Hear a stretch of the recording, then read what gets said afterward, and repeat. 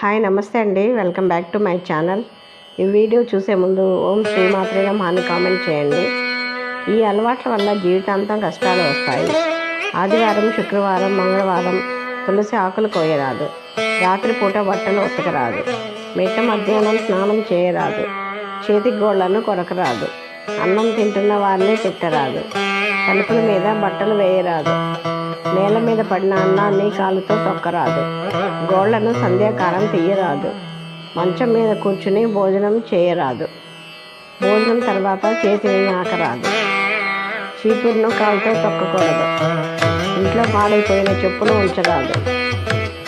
గుమ్మం మీద కూర్చోకూడదు. గుమ్మాన్ని కాలుతో తన్నకూడదు. ఎడమ చేతితో పిల్లల్ని కొట్టకూడదు.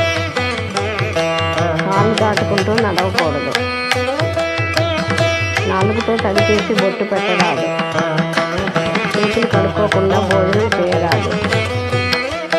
పగిలిన అద్దంలో ముఖాన్ని చూసుకోరాదు.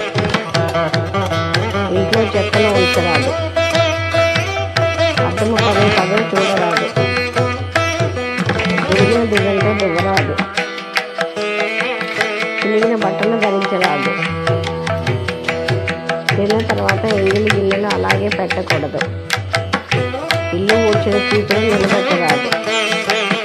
చెప్పులను దొంగతనం చేయరాదు. పూలను కాలుతో తొక్కరాదు. అలాగే చీకటి పడ్డాక పూలను తెంపరాదు. దేవుడిని ఎప్పుడూ దూషించకూడదు. Thank you for watching. Please subscribe.